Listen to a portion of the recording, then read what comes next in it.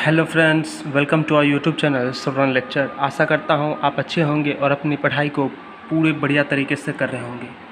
तो आज मैं आपको पहले कुछ इन्फॉर्मेशन देना चाहता हूँ, उसके बाद पढ़ाई आगे कंटिन्यू करेंगे।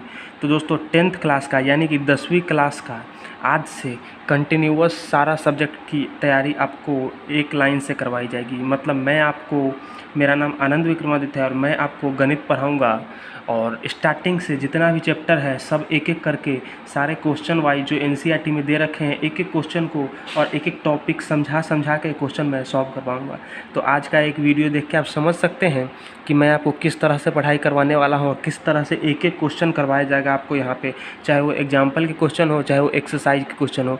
तो अगले साल की तैयारी अभी से हमने स्टार्ट कर दी है। तो आपका भी काम है कि जो भी नए बच्चे हैं, 9th के बच्चे जो 10th में गए हैं, वो भी अपनी पढ़ाई को स्टार्ट कर दें। तो आज हमने पहला चैप्टर उठाया है रियल नंबर यानी कि वास्तविक संख्या है। अगर कोई बच्चा इंग्लिश मीडियम से भी है, मेनली तो हम लोग जो तैयारी करवाते हैं हिंदी मीडियम के छात्रों के लिए करवाते हैं, लेकिन कोई इंग्लिश मीडियम का छात्र है तो वो भी पढ़ाई कर सकता है, क्योंकि हम इंग्लिश का भी यूज़ करते हैं, हिंदी का भी यूज़ करते हैं, ताकि दोनों को समझने में कोई दिक्कत ना आए। गणित ऐसा सब्जेक्ट है जिसमें आप लैंग्वेज से ज़्यादा आपको परेशान नहीं होना है, भाषा आपके पढ़ाई में रुकावट का कारण नहीं बननी चाहिए मैथ जैसे सब्जेक्ट में। तो चलिए आज हम चलते हैं अपने टॉपिक पे और समझते हैं कि क्या आज हमें पढ़ना है। तो दोस्तों जैसा कि मैंने आपको बताया, मैं आपको मैथ पढ़ाऊंगा और मेरा नाम आनंद विक्रमादित्य है और श्रवण सर आपको बाकी सब्जेक्ट्स पढ़ाएंगे।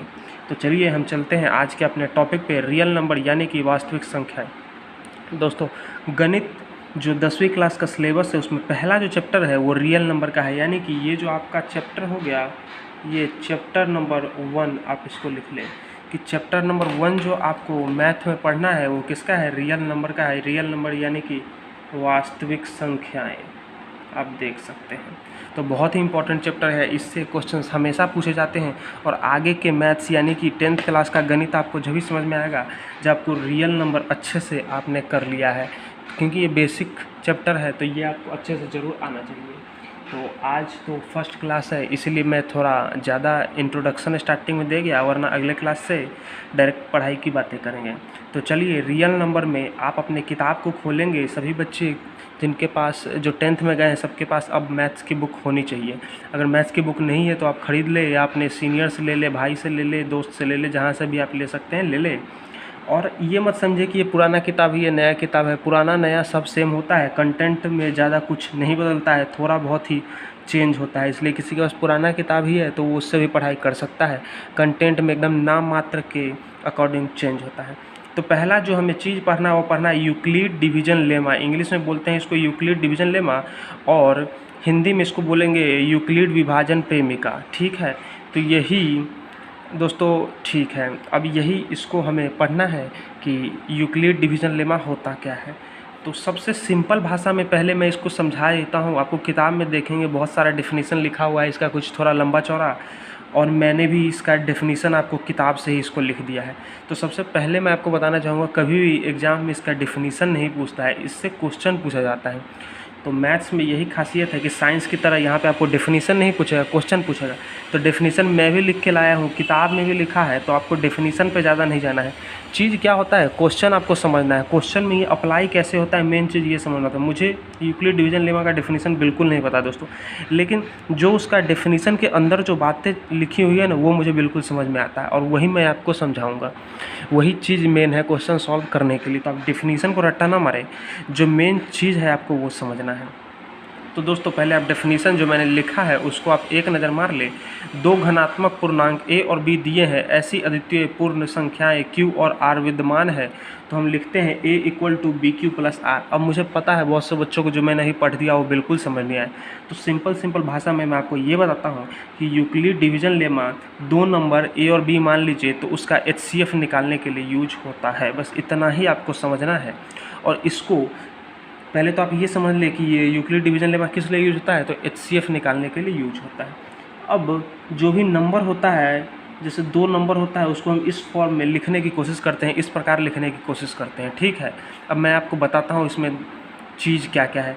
a और b 2 नंबर हो गए, q होता है यहाँ पे यहाँ पे क्या होता है दोस्तों, कोसेंट यानी कि भागफल होता है, और आर यानी कि आपको पता है रिमाइंडर यानी कि शेषफल होता है। तो मोटी मोटी बात आप जान लें कि आपको एक चीज़ ये और ये, बस इतना चीज़ आपको पता है ना, तो ये डेफिनेशन की ज़रूरत आपको नहीं है, ठीक है। तो इतना चीज़ आपको पता है तो आप इसको अपने वर्ड में ही बना के लिख देंगे कि 2 नंबर का HCF निकालने के लिए यूज में होता है, और इसको हम इस तरह लिख सकते हैं A = BQ + R, और R यहाँ पे क्या होता है, 0 या 0 से बड़ा, मतलब R 0 भी, R तो रिमाइंडर आपको पता है, जब कोई नंबर किसी से विभाजित हो जाता है तो रिमाइंडर 0 आ जाता है, तो रिमाइंडर उसके इसमें 0 भी हो सकता है, इसलिए R हमने 0 अथवा 0 से बड़ा और B तक लिया है, ठीक है। तो चलिए अब हम देखते हैं, एक क्वेश्चन देखेंगे, और इस क्वेश्चन में जो आपने यहाँ पे समझा है उसको हम समझने की कोशिश करेंगे और क्वेश्चन को हल करने की कोशिश करेंगे। तो सबसे पहले क्वेश्चन हमारे पास क्या दे रखा है, एक संख्या दे रखा है 4052 और दूसरा संख्या दे रखा है 12576 का HCF ज्ञात कीजिए। अब मैंने यहाँ पे लिखा नहीं है कि HCF किस विधि यानी किस मेथड से निकालना है, लेकिन आप समझ जाइए कि मैंने आपको यूक्लिड विभाजन पढ़ाया है, तो यूक्लिड के विभाजन से ही इसका HCF निकालना है। तो सबसे पहला जो स्टेप होगा, अब मैं बताता हूँ कि इस वाले फॉर्म को हम यहाँ पे यूज कैसे करेंगे और अपना आंसर कैसे निकालेंगे। सबसे पहले दोस्तों आपको पता है, जब 2 नंबर का HCF निकालना है तो एक नंबर बड़ा होगा, दूसरा नंबर छोटा है, ठीक है, ये आपको पता ही होगा। तो यहाँ पर 12576 बड़ा है 4052 से, ये आपको पता है, ठीक है। अब हम क्या करेंगे, आप सुनते जाइए, जो मैं आपको बताता जा रहा हूँ वही आपको समझते जाना है। तो यहाँ पर 12576 4052 से बड़ा है, पहला स्टेप आप ये लिखेंगे, इसी में लिखेंगे कि हमें करना क्या है, 12576 और 4052 पर यूक्लिड का अब हम थ्योरम लगाएंगे, यूक्लिड प्रेमिका का प्रयोग करना है। सबसे पहले क्या करना है, हमारे पास 2 नंबर दे रखा है 4052 और 12576, इन दोनों पर हम यूक्लिड का जो ये वाला फॉर्म है, हम मतलब कि ये थ्योरम लगाएंगे, ठीक है। तो ठीक है दोस्तों, तो आप समझिए कि मेरे पास नंबर क्या दे रखा है, एक दे रखा है 12576 और दूसरा दे रखा है 4052, ठीक है। तो और आपका थ्योरम क्या कह रहा है, A = BQ + R, थ्योरम आप देख लीजिए क्या कह रहा है दोस्तों, A = BQ + R। अब चलिए मैं आपको स्टेप बाय स्टेप समझाता हूँ। तो दोस्तों सबसे पहले हम जो नंबर 2 दे रखा होगा उसको हम इस फॉर्म में लिखने की कोशिश करेंगे। तो 12576 है, तो बड़ा वाला नंबर को हम A के पास रखेंगे, तो बड़ा वाला नंबर इसमें क्या है, आपने इसीलिए तो लिखा है क्योंकि 12576 ये इससे बड़ा है, तो 12576 को हमने रखा यहाँ पे, ठीक है, इतना कर दिया। अब B यानी कि दूसरा नंबर कितना है 4052, तो यहाँ पे हमने लिख दिया B के बदले 4052। अब हमें क्या करना है दोस्तों, 4052 को हम 12576 में डिवाइड करेंगे, तो 4052 को 12576, आपको पता है 3 बार में यहाँ पे आएगा, तो 3 दूनी 6, 5 तेरी 15 और 4 तेरी 12, तो 6 में से 6 गए 0, 7 में से 5 गए 2 और 5 में से 4 गए 1, तो रिमाइंडर हो गया हमारे पास 420। तो आप यहाँ पे ध्यान से देखिए, हमने जो लिखा है A = BQ + R, तो A यहाँ पे बड़ा वाला नंबर हमने लिख दिया 12576, 12576 इक्वल टू, तो इक्वल टू BQ, B कितना है दूसरा नंबर 4052 गुना में Q। अब Q मैंने आपको क्या बोला था, Q यहाँ पे क्या है, कोसेंट यानी कि भागफल है।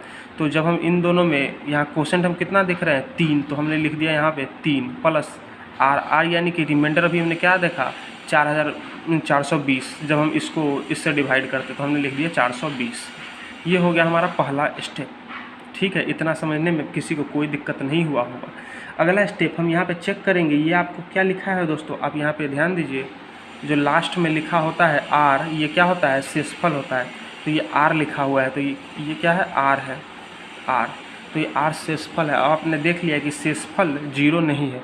ये दोस्तों प्रोसेस जो हमें तब तक करते जाना है जब तक कि लास्ट में शेषफल हमारा 0 नहीं आ जाए।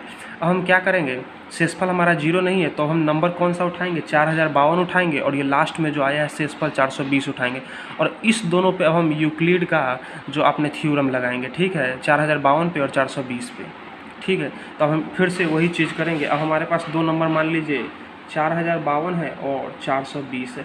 अब हम फिर उसी फार्मूला का यूज करेंगे A = BQ + R।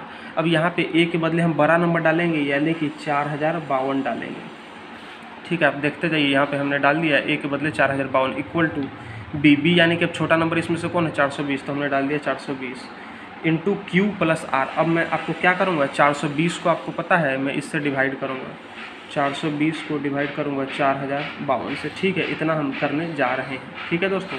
तो अब यहाँ पे देखेंगे 9 बार में आ जाएगा, तो 0, 9 दूनी 18 का 9 चौका 36 1 37, 2 15 में 4 के साथ 9 में से 2 गया, ठीक है, तो हमारे पास क्या आ गया रिमाइंडर 272 और क्वोशेंट कितना आ गया 9। तो हम यहाँ पे q के बदले क्या लिख देंगे 9, तो इंटू 9 प्लस रिमाइंडर कितना बच गया 272, तो 272। तो वही चीज़ हमने यहाँ पे कर दिया कि 420 गुना में 9 प्लस 272।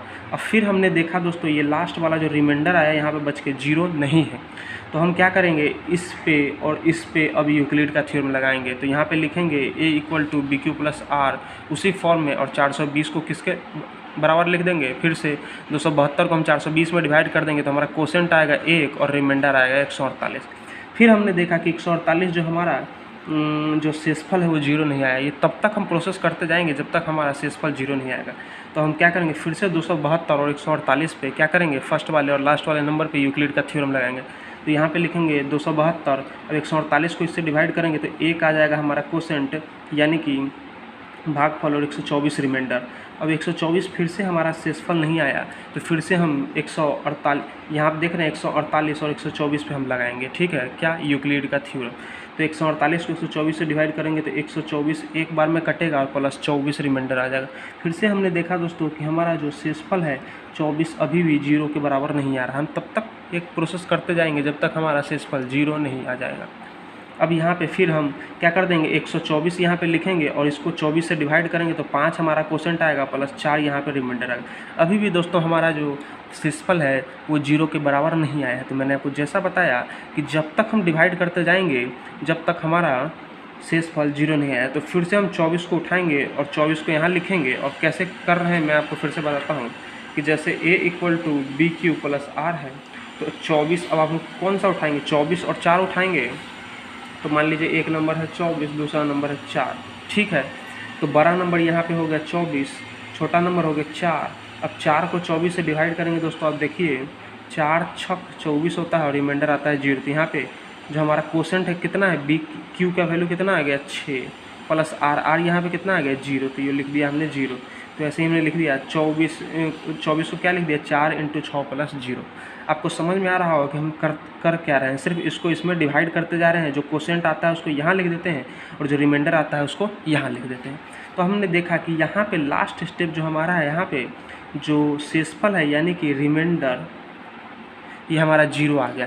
जैसे ही हमारा रिमाइंडर यानी कि शेषफल 0 आएगा हम इस प्रोसेस को, इस अभिक्रिया को रोक देंगे। आप देख रहे हैं यहाँ क्या लिखा है, यहाँ शेषफल 0 हो गया।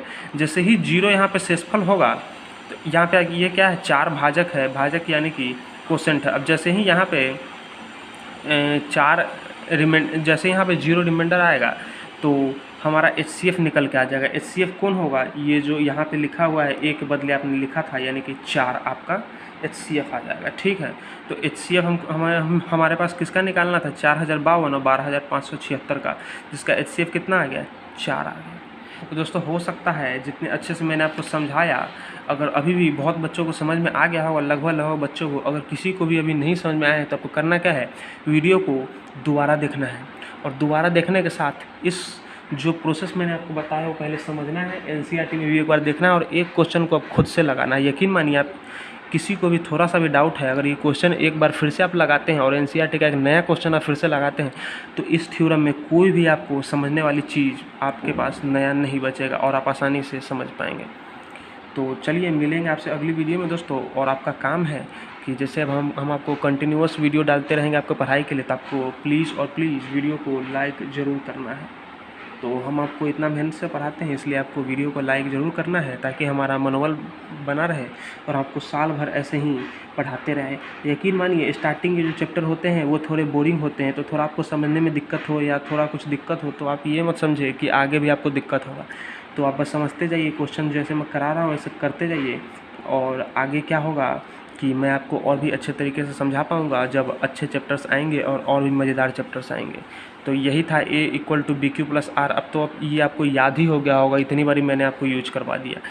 a यहाँ पे क्या था और b क्या था, 2 नंबर था, q उसका क्या था भागफल था और r यहाँ पे रिमाइंडर आ रहा था। चलिए मिलते हैं आपसे अगली वीडियो में दोस्तों, तब तक के लिए।